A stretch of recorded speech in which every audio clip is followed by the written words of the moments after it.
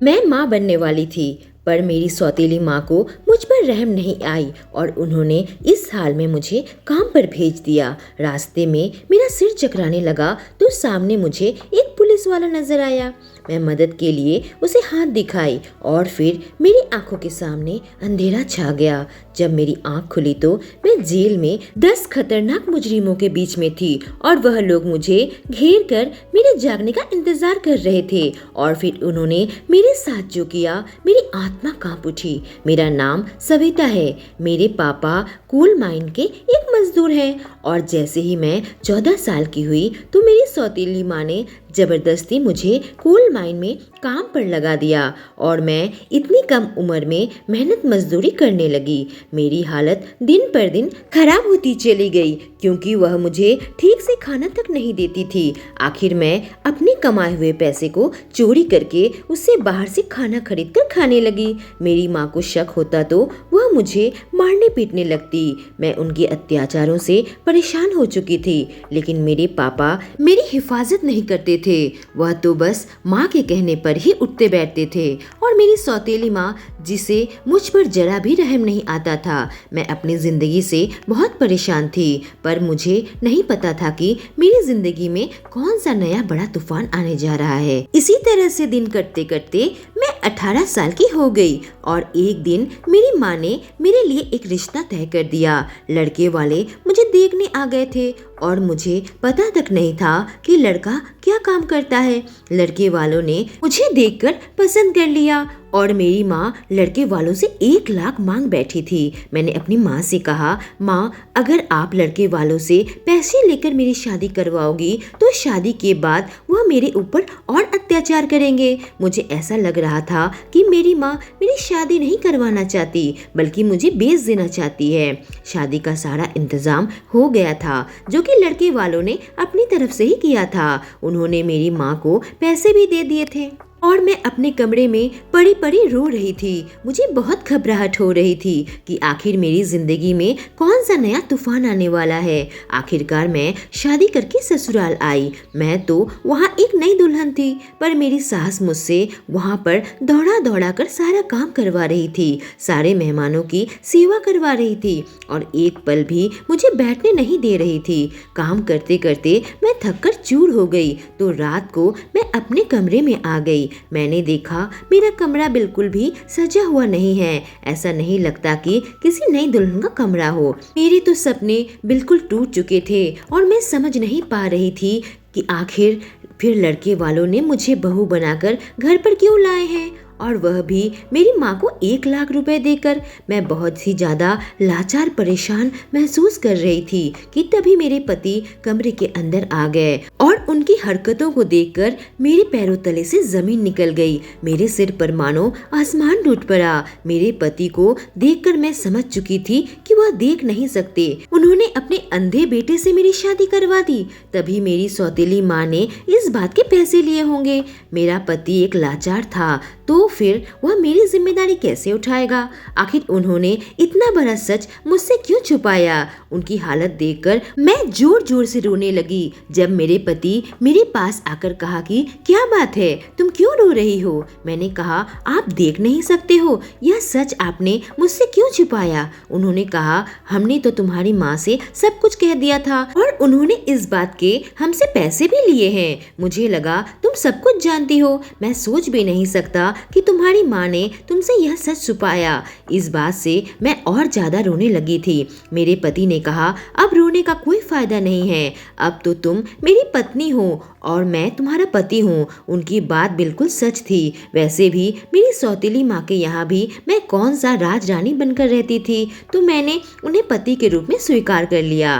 पर मेरे अंदर कहीं ना कहीं यह दर्द था कि मेरे पति मेरी खूबसूरती को देख नहीं सकते।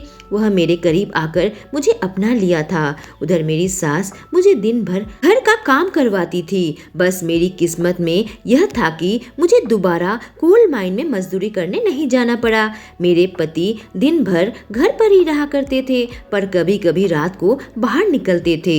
जो इंसान अंधा, उसके लिए दिन क्या और रात क्या। कभी कभी सारी सारी रात वह घर से बाहर रहने लगे और मैं उनका इंतजार करते करते सो जाती और यही सोचती रहती थी कि आखिर रात को कहाँ जाते होंगे, कहीं उनका किसी दूसरी औरत के साथ कोई चक्कर तो नहीं। एक दिन मौका मिलते ही मैंने अपने पति से कहा, आपकी जिंदगी में कोई और औरत तो नहीं है? मेरे पति मेरे एकदम करीब आ गए और कहे, तुम ऐसा क्यों कह रही हो? मैंने कहा, आप रात रात भर घर से बाहर रहते हो। तो उन्होंने कहा, मैं अपने काम के सिलसिले से बाहर रहता हूँ और मेरे लिए दिन क्या और रात क्या सब बराबर है। उनकी बात सुनकर मैं चुप हो गई थी और कुछ महीने के अंदर पता चला कि मैं गर्भवती हूँ। मैंने अपनी किस्मत को तो मान लिया था, पर मेरी किस्मत में इससे ज़्यादा मुसीबत लिखी हुई थी जो कि मेरी जिंदगी में तूफान की तरह आने वाली थी। एक दिन अचानक कोई घर का दरवाजा जोर जोर से पीटने लगा। मेरी सास और मैं एक दूसरे की तरफ देखने लगे और काफी डर गए। जब हमने दरवाजा खोला तो दरवाजे पर पुलिस खड़ी थी। वह घर के अंदर आ गई और मेरे पति को पकड़कर जबरदस्ती ले जाने लगी। मैं उस पुलिस इंस्पेक्टर के पास गई और बार बार यही कह रही थी कि इन्हें कहाँ ले जा रहे हो? मेरे पति तो अंधे हैं, आखिर उन्होंने क्या किया है? आप इसे छोड़ दो। पर मेरी मिन्नतों का कोई फायदा नहीं हुआ।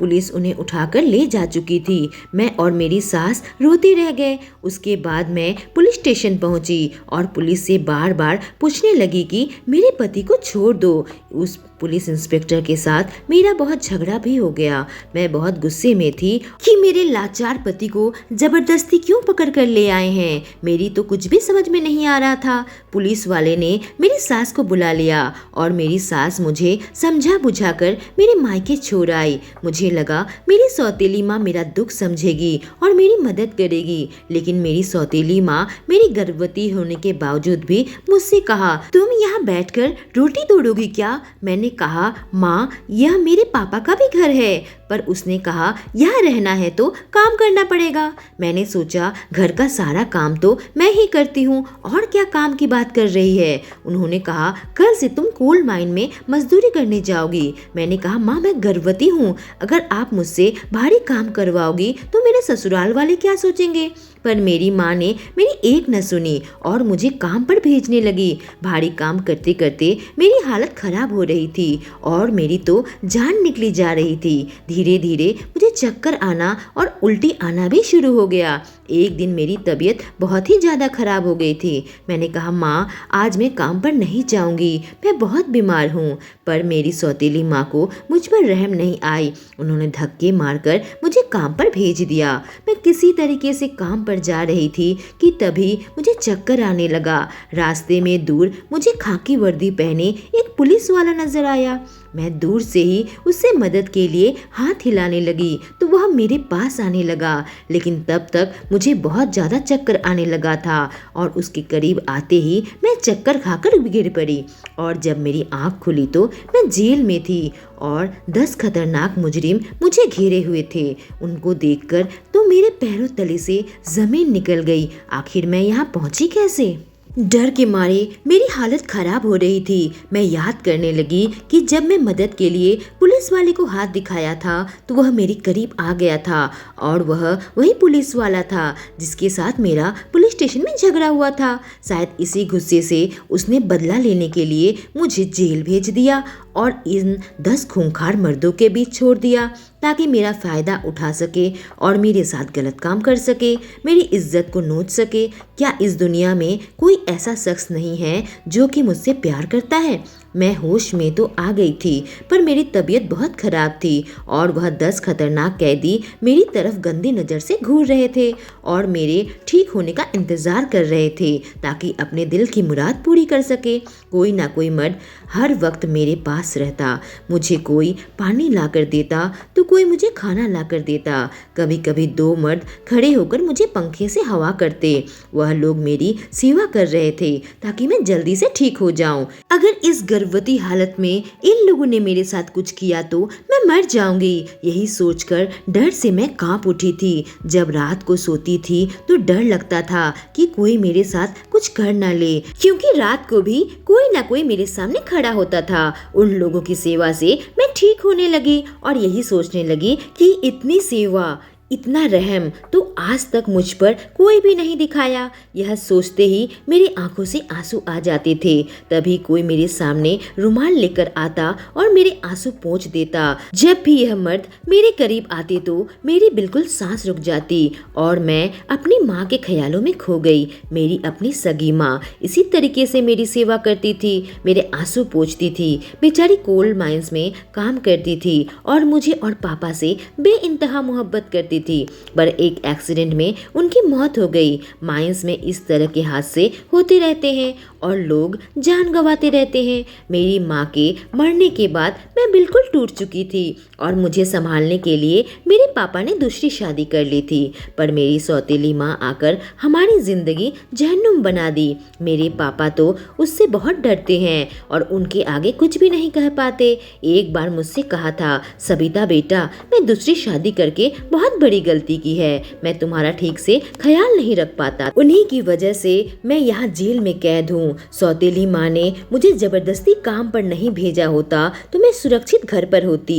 3 दिनों के बाद जब मैं थोड़ी ठीक हुई तो एक आदमी मेरे पास आया और कहा, आज तुम ठीक लग रही हो, हमारे बॉस तुमसे मिलना चाहते हैं। यह सुनते ही मैं बहुत घबरा गई और कैदियों ने मेरे साथ अब तक गलत इसलिए नहीं किया क्योंकि शायद बॉस मेरे साथ पहले। यह सोचकर ही मैं सिहर उठी। वह लोग मुझे जबरदस्ती लेकर अपने बॉस के पास गए। बॉस जेल में उस वक्त एक्सरसाइज कर रहा था और मेरी तरफ पीठ किए हुए था। उसकी बॉडी देखकर तो मेरे पसीने छूटने लगे। वो 10 कैदी पीछे खड़े हो गए। तभी बॉस मेरी तरफ मुड़ा और उसे देखते ही मेरे पैरों तले से जमीन निकल गई। मुझे चक्कर आने लगा कि बॉस मेरे करीब आ गया और मुझे पकड़ लिया।